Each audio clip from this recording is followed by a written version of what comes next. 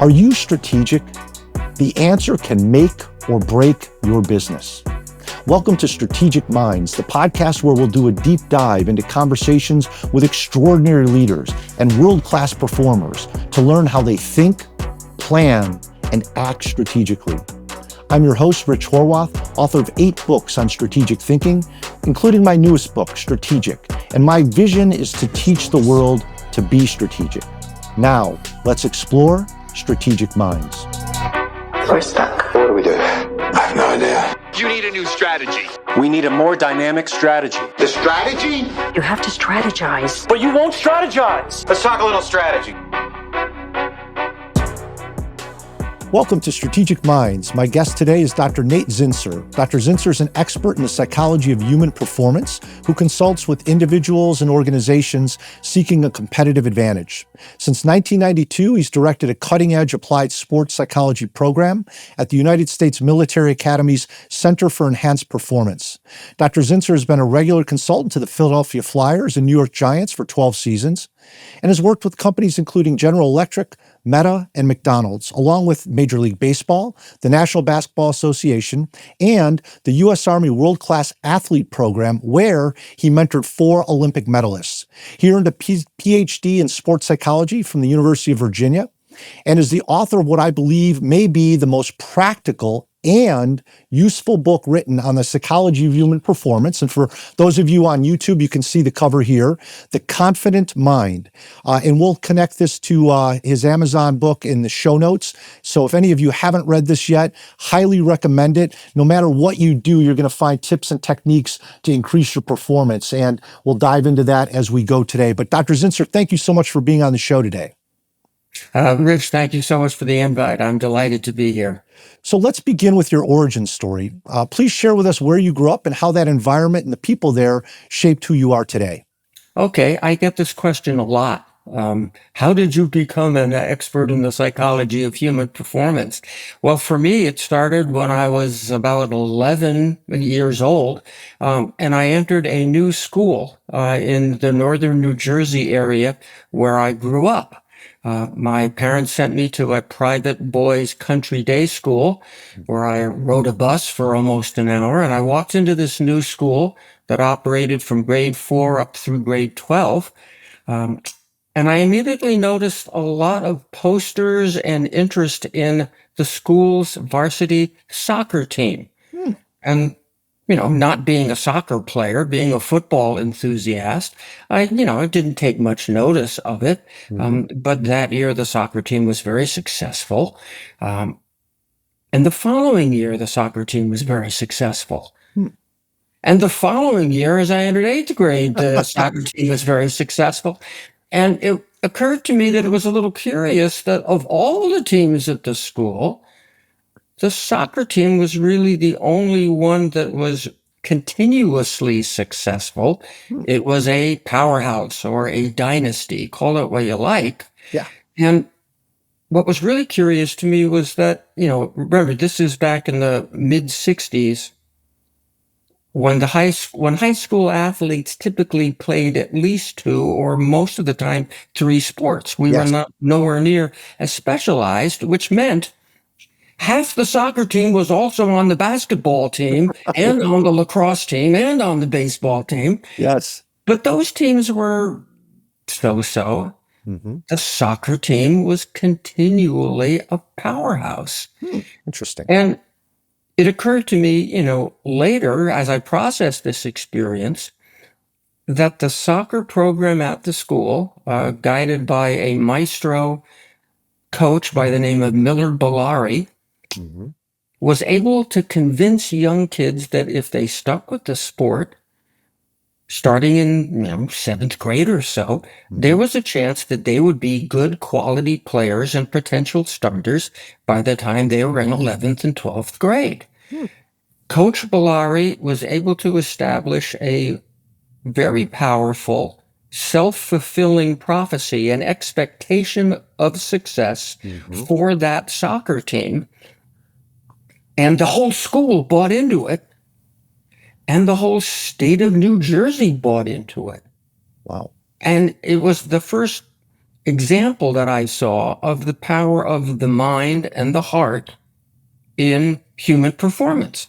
You know, there was nothing that the soccer players got that the other players on other teams didn't get. They didn't have special food. They didn't drink different water. They came from the same towns as all the other guys. But in that soccer atmosphere, in that soccer context, there was a belief that didn't exist in the other programs. And to illustrate this further, in the 9th grade, I'm sitting at lunch one day, and I'm running my mouth about how good I think our wrestling team is going to be in a couple of years when all the guys in my class get some competitive experience under our collective belts. Sure. Now, at the time, the wrestling team was pretty much a doormat. Okay. We'd win a couple dual meets a year against the Little Sisters of the Poor, but we would get our clock cleaned by a lot of other schools. Right. And so at the moment, that wrestling program was not particularly successful. But I had this idea, I think you've got a lot of good guys. We might be really good. And I was explaining this to some of my classmates at the lunch table one day, and a classmate from across the table looks at me and says, "Nate, shut up. You're never going to be any good. Guys from this school don't wrestle well." Interesting. And I remember him saying that, scratching my head, going, what, does he have a crystal ball? Right. He went on to say, we're good in soccer. Sometimes we're good in tennis. Sometimes we're good in swimming, but we're not good in wrestling, and we won't ever be. Now, I am very proud to say, Rich, that in my junior year, we had a winning season on the wrestling team. We had a winning season my senior year. I won the New Jersey Independent School State Championship that year. And yeah, we invested. We were hardworking. Maybe we were kind of talented. But I got to tell you, it had as much to do with us disregarding the self-fulfilling prophecy of guys at this school don't wrestle well. We refused to buy into that. So that was really my first experience in exploring the power of the mind and the heart and the emotions. And that kind of spurred me on. I continue to explore this basically ever since. In that state wrestling championship, which I won, I had one of those transcendent in the zone flow, magical flow experiences that many athletes experience. And boy, did that open my eyes up. And I've been training, exploring, teaching, learning about it basically ever since. So there's my origin story. Excellent. And you painted a great picture for us. I'd be really interested as you look back on your high school self that had tremendous success winning a state championship. As you look back now with all of the tools and techniques, and we'll dive into some of those as we go in our conversation, but were you using any of those back then, or even iterations of those things back then, or was it sheer willpower, talent, and hard work? Well, it was mostly willpower and guts. Yeah. I did some, I would say, primitive visualization the night before matches. Okay. I would do some primitive, unrefined visualization prior to stepping out on the mat. I had a fairly elaborate pre-match routine. It became kind of ritualistic to the point where, gosh, if I didn't follow it exactly, I'd get all nervous and worried. It was not particularly effective, but I was doing a few things. And again, this was way before the term sports psychology ever even existed. Right. Love it. And so let's talk a little bit. The Confident Mind, again, a really practical, useful book, lots of tools, lots of great stories, and we'll touch on some of those. But maybe we could start really at the base foundation of what is confidence. We see it in people, whether it's sports, the military, politicians, business, and we know confidence is critical, but it's still one of those squishy subjects where it's hard to put our finger on it, and it seems like it can be fleeting.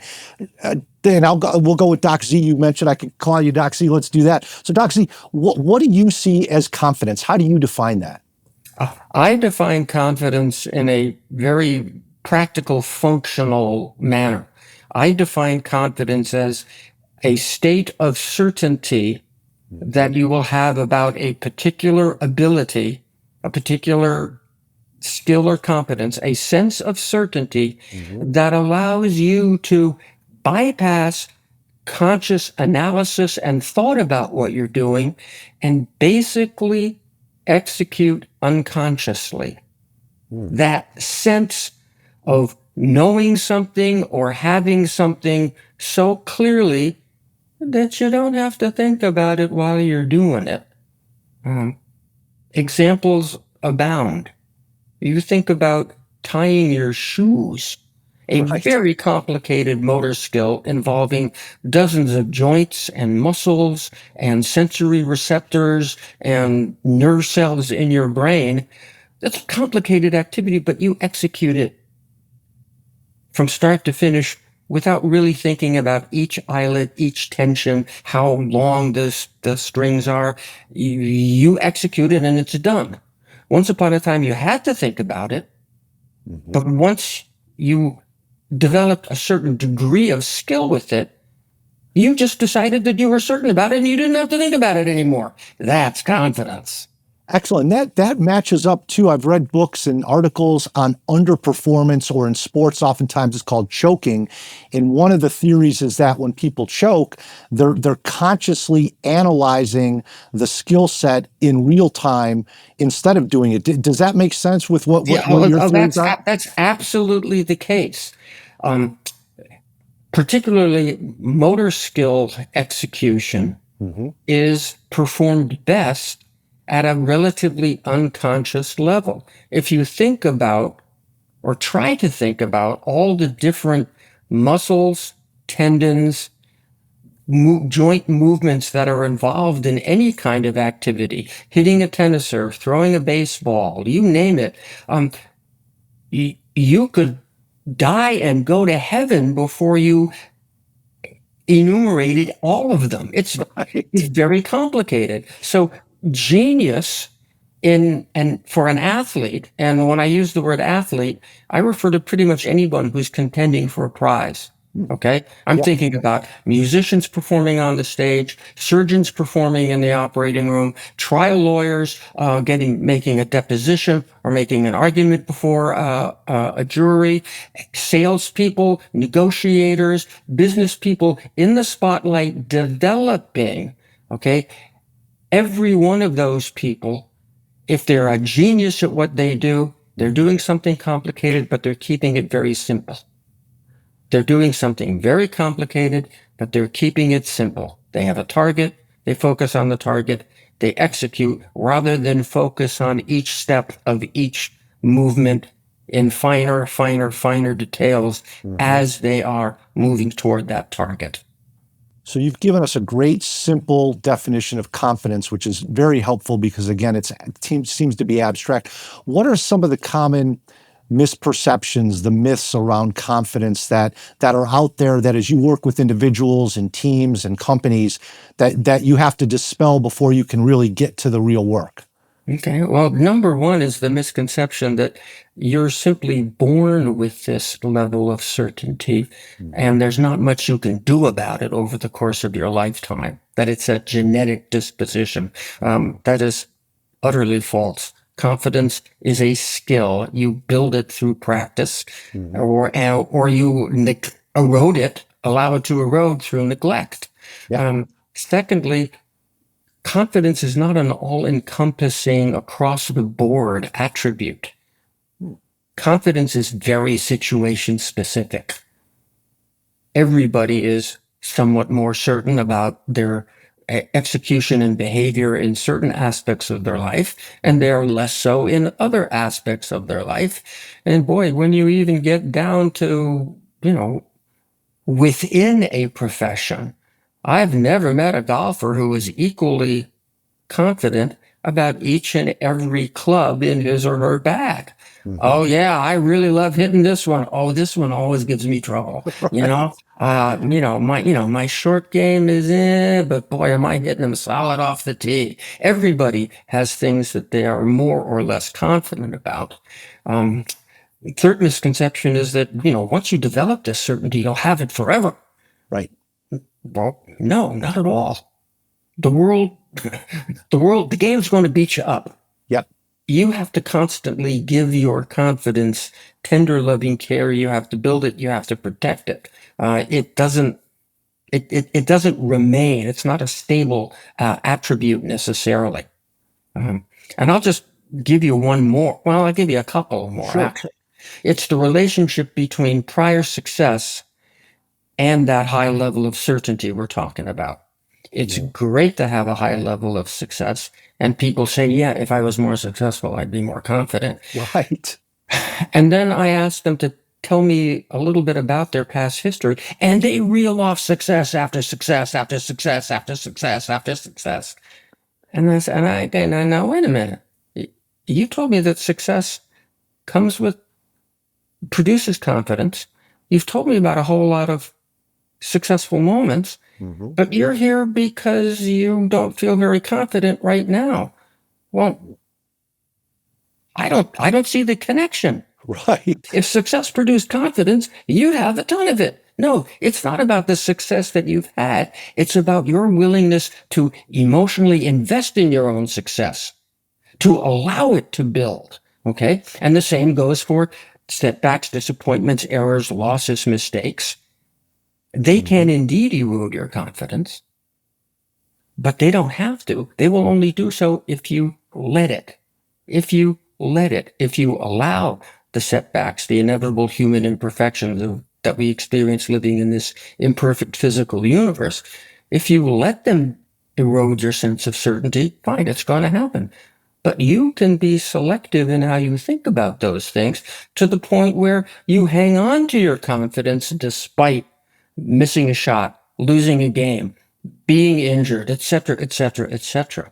So that's a very important misconception, that relationship between success and confidence. Then the last thing I'll mention, and this is really important, confidence does not equal outspoken, obnoxious arrogance. You can be a very, very humble, modest, polite, respectful, pleasant to be around person Mhm. and be inwardly extremely confident. Confidence is how you think on the inside. Arrogance is what you put out to the world necessarily. So all these people who tell me, gosh, Dr. Z, you want me to make a list of my accomplishments. You want me to journal little tiny successes day by day. I'm really uncomfortable with that. I was raised to be much more circumspect and much more self-critical. I said, okay, well, fine. I'm not asking you to broadcast this to the world. Right. I'm sure you know somebody who's pretty obnoxious who does broadcast everything about them to the world. No, we're not talking about that. I'm talking about how you think about yourself inside. So let's separate being a confident individual by virtue of how you think about yourself and your work and what happens in your work. Let's separate all of that from what might come out of your mouth to other people. Mhm. That's really important in this day and age. So there's some misconceptions. Thank you. A lot of powerful points that you shared there. I'd like to just unpack a couple. One of them was context matters. You talked about having confidence in different situations. I know you've obviously with your work at West Point with cadets and things, they potentially will be in situations they haven't been in before. Sometimes life-threatening situations. What types of what types of perspective do you share with folks like that are in life or death situations they haven't been in before, but still need to have that confidence to go into those situations to perform to the best of their ability?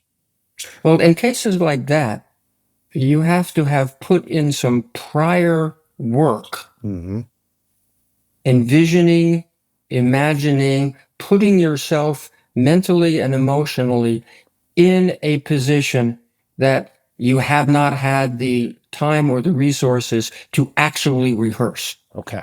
We certainly, and every military unit will say, we have to make our training as realistic as possible. Yes. Absolutely. So we have to have the time parameters, the environmental parameters, the stress parameters. We have to equalize that, make those as realistic and as optimal as possible so that we minimize the number of situations and we minimize the breadth of situation that are unfamiliar. Okay. Unfortunately, you can't practice everything. Right. In the military, you certainly don't want to experience anything in combat for the very first time. And they do everything they can to minimize that. But ultimately, you're going to be encountering things that you've never encountered before physically. Have you encountered them in your own imagination, worked them through, and decided on a solution, a resolution, a proper response to situation X, Y, Z, ABC that you or your unit might encounter? You've got to be somewhat imaginative and be ready to flow with that when the crap hits the fan. Yes. Well, and as someone who's attempted some visualization in the past, both for sports and business, I've felt that I was inadequate at it. It felt like it was hard work. I wasn't getting it. How do you counsel people that are doing the envisioning piece that you just talked about, the imagination, to both mentally, emotionally, to put themselves in that situation? How do you counsel them to get better at that versus, I tried it, but it didn't really click for me? Yeah. And proper envisioning is a skill. It is a skill that, as I've said before, improves with practice. Yep. Okay. And sometimes you have to start with very simple things. Literally, I've done this with soldiers. Close your eyes and envision that right in front of you, on the table in front of you, is your assault rifle. That's yours. What does it look like? See the sunlight reflect off it. Pick it up. Yep. With both hands and feel the weight of it, feel the texture of it, move it around. And so the whole idea is to practice with something simple, getting an internal sensory representation of something that isn't there. And so you have to start with the individual's strongest sensory modality.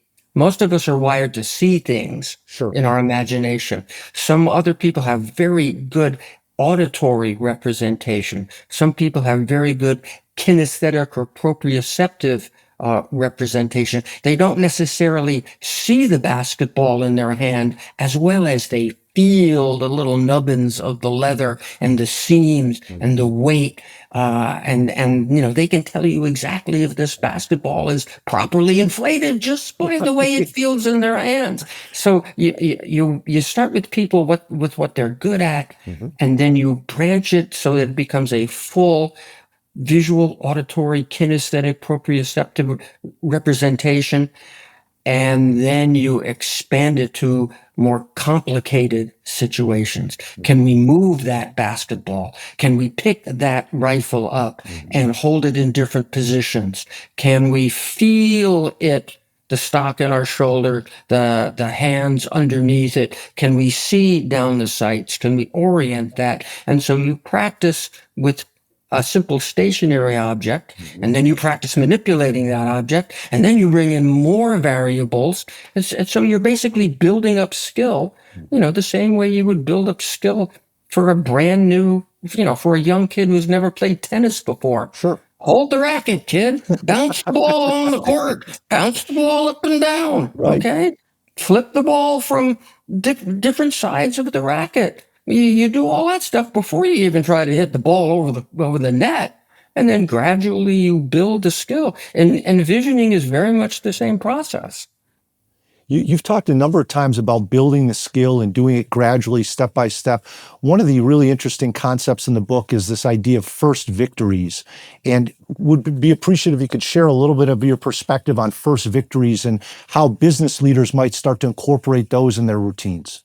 So that concept of the first victory, I use that to refer to a decision that you have to make before you enter a meeting, before you enter a negotiation, before you enter a conversation. You have a sense of, this is what I want to accomplish, and I have enough skill, I have enough knowledge, I have sufficient background. I am going to basically decide that I've already succeeded, and then I'm going to go into the negotiation, rather than I'm going to go into this and hope for the best. I take this concept directly from the writings of Sun Tzu, the Chinese military philosopher of the 5th century BC. Victorious warriors win first and then go into battle, while losing warriors go into battle and then hope to win. So the idea of deciding ahead of time, all right, this is my moment. I have to win that battle against uncertainty. That's the first victory. And a business person has to execute that and win that first victory many, many times a day in the course of the busy workday. The golfer has to win that first victory before each and every shot, or else she's just hoping for luck from the golfing gods. Right. Well, I'd be interested, Doc Z, if you could kind of connect that to this idea of the psychological bank account. You do a wonderful job throughout the book of giving us very vivid images and analogies and metaphors to use. You talked about the first victories and making that decision that before you get into that situation. Once you start to accumulate those, how does that then relate to that psychological bank account? Well, put it in the opposite order, Rich. Yep. You cultivate a bank account, a psychological bank account, a repository of memories where you have succeeded, put in quality effort, made progress. You have this repository of constructive statements and stories that you tell yourself about yourself. That repository, that collection, that running total of thoughts, past, present, future, that running total of thoughts is what you draw on in order to win that first victory. So you're walking into the conference room, you're walking up to the stage to deliver that report to the shareholders, or, whatever the performance is. You are stepping into your spotlight, having reviewed your mental bank account, having a sense of, wow, I got a lot going for me. I have a lot of reasons to believe that I can succeed here. Darn it, this is my moment. I'm enough. Let's go. That's how the bank account contributes to the first victory. Excellent. Yeah, that order makes perfect sense too. And do you, from a practical perspective, you mentioned the journaling earlier. Do you encourage people to jot down the items that are in the psychological bank account, or is that purely in our head? I think to get started, it really helps to objectify it. Okay. To literally create a list of your most significant personal and professional achievements. I refer to it in the book as the top 10 list. Right. The top 10 biggest moments, whether, in your respective area, in your respective profession. Those are the monies with which you open up your mental bank account. And then day by day, you make smaller deposits into that by journaling. Okay. At some point at the end of your day, where did I put in good effort? What little successes did I achieve? What areas of my professional life am I making progress in? That's a 5-minute reflective exercise. And I've never met anybody who has been at all consistent with that, who didn't surprise themselves with, wow, look at all this good stuff about me. I've got a lot of reasons to believe, you know? You put in 3 deposits 5 days a week, 15 a week, 60 a month over the course of a competitive season or an academic semester or a sales campaign or a fiscal year. Wow, that accumulates.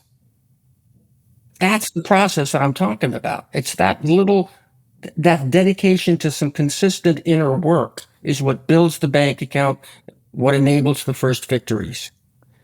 Excellent. And you give a great example in the book with Alessandra Ross, a runner. Maybe you could share a little bit about that technique that she used, because I found that really interesting as well. Okay. In addition to journaling her successful intervals in practice, her successful, dietary and training successes, Alessandra Ross affirmed, as in said yes to, a desired time that she wanted to run in the women's 800-meter race at the Olympic trials. Mm-hmm. I run a 1:56.800. She was affirming that to herself. Now, at the time, she had never run that fast. But she was telling herself a story about herself, about how she wanted to be. I am this. And it raised the emotional and mental standard for herself. It really goes back to that story I told you about the soccer team at my school. We do this. We win time and time again. That was the belief that the soccer team context developed through the magic of Coach Miller Bellari. Mm-hmm. Everybody has the chance to do that. We're all telling ourselves stories about ourselves. I'm good at this. I'm not good at that. I succeed here. I have difficulty here. I struggle here. I cruise here. All these stories basically encourage us to act a certain way. Mm-hmm. These expectations really influence our behavior. And of course, the behaviors then really influence our results. Yes. So our results are kind of a pale reflection of the beliefs and expectations and opinions that we started with. Mm-hmm. So I wanted Alessandra Ross to have a really powerful opinion about herself, okay? Which, by the way, was also supported by a bunch of other opinions about how she behaved in practice, about how she responded to her coach, about how she dealt with other, competitors and teammates, how she responded to the demands and stresses of international travel, going through the elite amateur track circuit. Yeah. All of those things contributed. Are there any best practices that you would share with our listeners in creating affirmation statements? So you gave a great one with her. I run that 1:56.800. What would be some tips or techniques in developing good affirmation statements? Well, the basic principle is to think about what you want as if you actually have it. Think about what you want to do. Think about what you want to be. Think about what you want to have as if you already do it, are it, have it. Mm. So to break that down into more practical terms, think about a skill that you would like to have, a concrete behavior. Okay, I want to understand this about my market, or I want to have a better down the line forehand. I want to have a better second serve. I want to read putting greens better. I want to understand fluctuations in currency modeling better. Mm-hmm. That's a skill that you want to have. Yep. Well, then express that in first person, present tense, affirmative terms. My down the line forehand is deadly. Mm-hmm. I easily understand complex problems in my physics class. Mm-hmm. So I write it out first person, I, me, our, present tense, I do, I am, I have, it is, and I phrase it affirmatively, as in, I do it this way, as opposed to, I never make this mistake. Right. That only reinforces what you don't want. Right. Okay. So you construct a statement like that about a skill that you want to have. You construct a similar statement about a quality or a characteristic that you want to have. I am patient in dealing with so-and-so on my work team. I bring energy and enthusiasm to each team meeting. So you construct, again, first person, present tense, affirmative language, a statement about a quality, a characteristic that you want to manifest. And then third, do the same thing for an outcome that you want. I sell $5 million a year. I run a 156, 800 meters in the Olympic trials. Yep. You know, I am the NFL Comeback Player of the Year. I am the starting quarterback for Notre Dame football or whatever. You're talking about an outcome and you are affirming it, saying yes to it. You are allowing yourself to have it on the deepest level possible. So we work that affirmation process for a skill, for a characteristic, and for an outcome. Excellent. And as we think about that, and we've talked about West Point a little bit already, are there techniques and things that you've seen on the military side, in addition to some of the things that you've shared that you've helped folks with there, that might be applicable to the business side that maybe isn't as used as much from a business perspective by leaders, but potentially could be? Any techniques there? Certainly.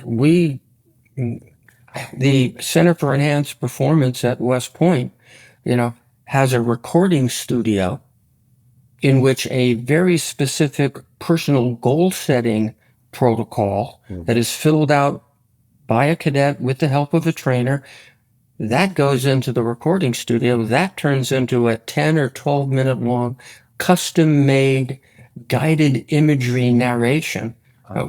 We used to do these back in the old days of cassette tapes, and then we got modern CDs. Yes. And now, of course, it's MP3 digital files. Right. But the idea of creating for yourself a mental training tool, a process through which you deliberately feed your mind with these confidence building affirmations, which aren't handed to you. You have to work to articulate them. We certainly give you a lot of help because we know how this process can work better. But it's that kind of thing, and this has been done in other military settings that have duplicated many of the offerings at West Point in the last 20 or so years. This is very, very powerful, and again, even out in the field, when a lieutenant is talking to the sergeants and the sergeants are talking to the enlisted soldiers, you're sitting around and saying, okay, guys, this is how it's going to go down. You're envisioning, we're going to be here, we're going to move to here, and you might even clear a little bit of grass. Right. And you get a handful of pebbles. And you position the pebbles like chess pieces to represent, either teams of soldiers or individual soldiers. They call it rock drills. Okay. And Army guys, military guys have been doing it for generations. Okay. It's just that process of really enthusiastically articulating a plan to your key teammates. Military does this. Good leaders in every business do it as well. One of the concepts tied to that envisioning in the book that I found really interesting was the idea of the flat tire drill. I found it almost counterintuitive initially, but in our previous conversation, you shared some, I thought, were very helpful ways to think about that flat tire drill as another type of envisioning process. Could you share a little bit about that? Sure. Okay. For anybody who's listening to this who hasn't read that section of the book, think about a flat tire. Okay. A flat tire is an inconvenience. Okay. If you have never changed a flat tire before, and one happens to you when you're in the hurry to get somewhere, it's a very, very inconvenient experience.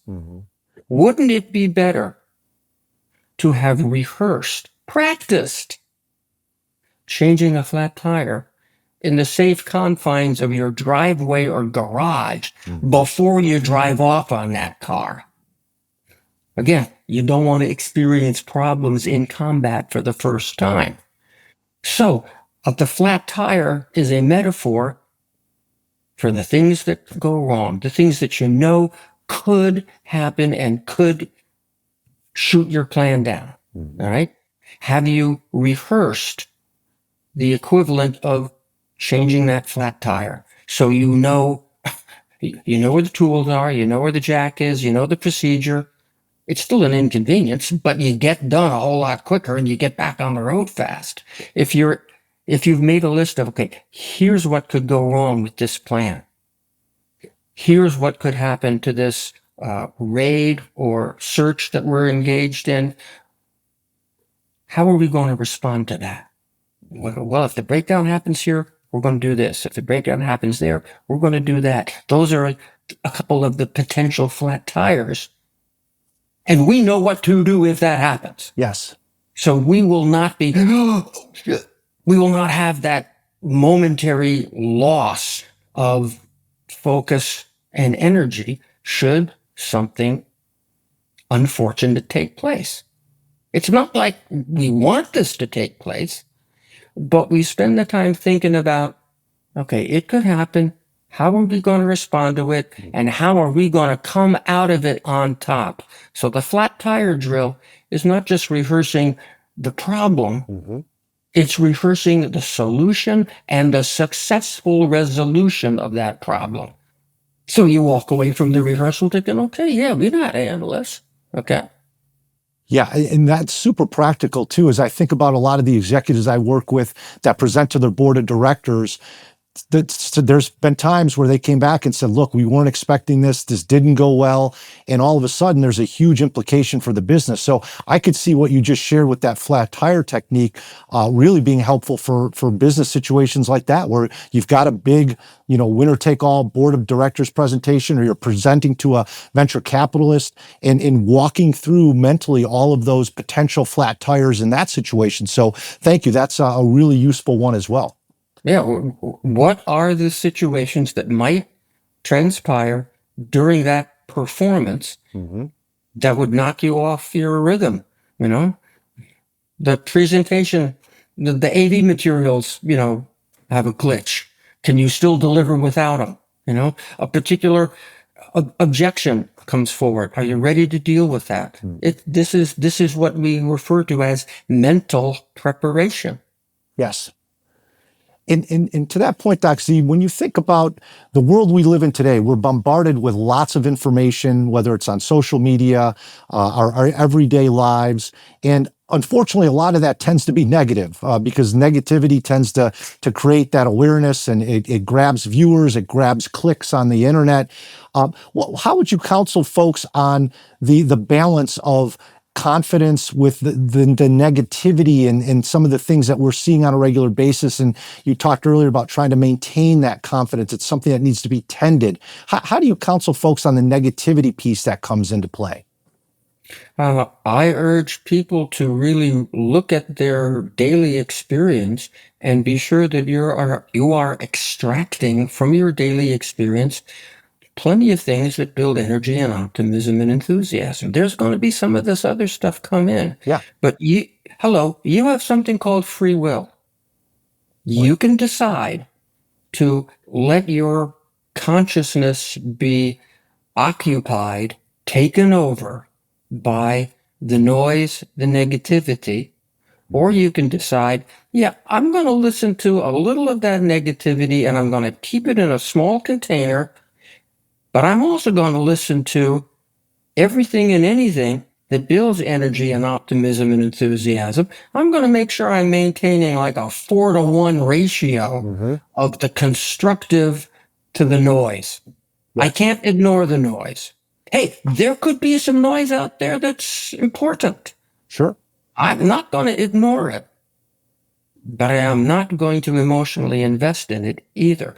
I'm going to emotionally invest in, here's where I put in the effort, here's the successes I'm making, here's the progress I'm making or the progress my team is making, here's what I'm looking forward to tomorrow, next week, this quarter, this year. I'm in control of my own mind, not the noise. The noise is loud. We have to hear it, but we don't have to listen to it at its full volume. Yes, that's great counsel. One of the things too, is we've talked through today on some of these issues with confidence, and I can go back to grammar school and being, trying out for the school play and, doing a little singing. And then all of a sudden I get the note that I'm working the lighting system because it didn't go well. And so there's situations where our adrenaline is increased dramatically. And maybe we haven't been in a situation where the adrenaline increased. And how do we respond positively to that? Any thoughts for folks that are in high stakes situations from a business, sports, military perspective on that adrenaline rush and how to handle that? Okay. This is a really important point. What we have to begin with is the acceptance of the biological fact that human beings are biologically wired to experience an increased level of arousal whenever they do something that is important. Yes.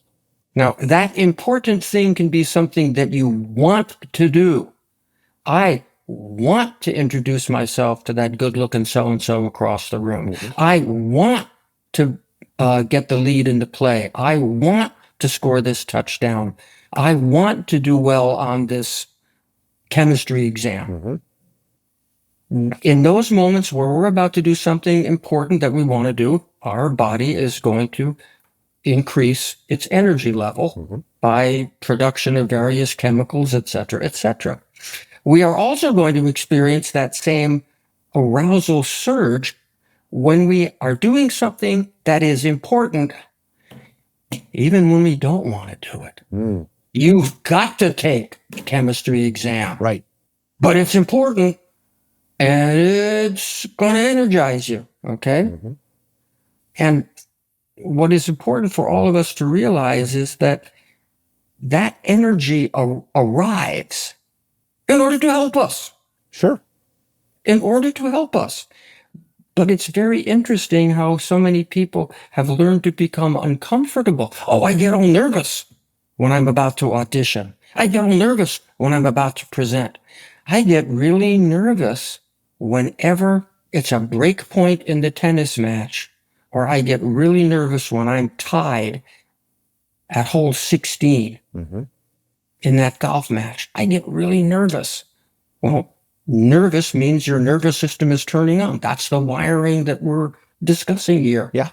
And the reason why it's turning on is so that our pupils dilate and we take in more. So we have a little more energy in our body because we sometimes misinterpret it as a signal that we are somehow unprepared. Then it starts working against it. So we've got to be very careful. How do you interpret? What is your response to that physical change that occurs in your body? Do you go, oh, geez, I'm getting uptight. I don't like this. Right. Or are you saying, oh, my body's producing some rocket fuel. This is going to help me. And you've got to be very careful that you interpret it, accept it properly. And it does not matter how experienced you are, how skilled you are. Some people say, yeah, but I've been doing this work for a long time. I shouldn't get nervous. No. Have you stopped being a human being? No, I don't think so. It does not matter how experienced you are, how skilled you are, how accomplished you are. When you are in that spotlight, your body is going to surge. And you can either choose to say, I'm excited. This is cool. Look at my body turning on. Or you can go, oh, geez, I'm getting real nervous. I don't like this. Choose wisely. Yes. It's going to happen. choose wisely. Good advice. Good advice. Well, Doxy, I'd love to close our conversation with your response to 6 questions we call the strategic 6. Does that work for you? Okay, let's go. All right. Number 1, what was your first job? My first job was a teacher's aide at a middle school program for behavioral problems kids. Wow. Okay. Thank you. And number 2, what's your favorite vacation spot? The Isle of Skye off the western coast of Scotland. Oh, beautiful. Number 3, what's the one word that best describes you? The one word best. Insightful. Okay. Excellent. Number 4, what one book has had significant impact on your development? The Inner Game of Tennis by Tim Galloway. 1975, I think, was the publication date. I've got a first edition hardcover right there. I refer to it all the time. Excellent. And number 5, what's one piece of advice you'd most like to share with others that would fit on a bumper sticker? Train smart and play loud. Okay. I've not seen that before. We might need to get those bumper stickers printed up. And number 6, what's the most exhilarating moment you've experienced in your professional life? Can I share 2? Sure. Okay. One really exhilarating moment was watching the U.S. women's bobsled team win gold at the 2002 Salt Lake City Olympics. And Jill Bakken jumped out of the sled, and the place is going wild, and they throw the American flag on her, and Mary Carrillo from CBS Sports comes up to her, sticks the microphone in her face, and says, "You weren't supposed to be here. You weren't a medal favorite. How did you do it?" And Jill Bakken, the driver, just said, "Well, we just had confidence. And that's what we had to go with." Wow. That was February of 2002. In December of 2000, 14 months previously, Jill Bakken looked me in the eye and said, "Doc, I could use a lot more confidence." Wow. So something happened in those 14 months. Yes. Something happened to her confidence in those 14 months. That was an exhilarating moment. The other great moment, exhilarating moment, was watching Eli Manning quarterback the New York Giants to a come-from-behind victory against the heavily favored and previously undefeated New England Patriots. There was a key play late in the game, a 3rd and long, and Eli took the snap, eluded 3 would-be tacklers. They had grips on his jersey. He eluded them, and he's not known for being a mobile quarterback. He extended the play artistically, delivered a 40-yard laser to David Tyree, who caught it, holding it, pressing it to the top of his helmet as he fell backwards. That set up their touchdown. Nobody expected that to happen. Eli became the Super Bowl champion, the Super Bowl MVP. And here's the interesting part. 10 months prior to that, Eli Manning was arguably the biggest question mark in the entire NFL. He had been drafted in the 1st round. Ridiculously high, probably unfair expectations put on a young man by the dog-eat-dog New York sports media. I had the opportunity to meet him. He enthusiastically took up the opportunity to learn about the psychology of elite performance. Nobody had ever shared that with him before. And so he went from being the biggest question mark to having a world-class, magical performance in the biggest stage, biggest game of the year, and he ends up as the Super Bowl MVP. That's pretty exhilarating. And you've worked with him, obviously, in the past, I know from the book, and maybe you could share just a moment on your work with him. Well, sure. I met Eli Manning in March of 2007. And he had completed 3 years in the NFL, and he had been pretty good, but he had not fulfilled the admittedly unrealistic expectations of a first-round draft pick in the New York City dog-eat-dog media market. Right. I met him in March, as I said, March of 2007. We started working on all of this. He was, at that time, maybe the biggest single question mark in the NFL. Mm. And 10 months later, he's a Super Bowl MVP, having orchestrated a comeback victory against the immortal Tom Brady and the undefeated and heavily favored New England Patriots. Right. It was pretty cool.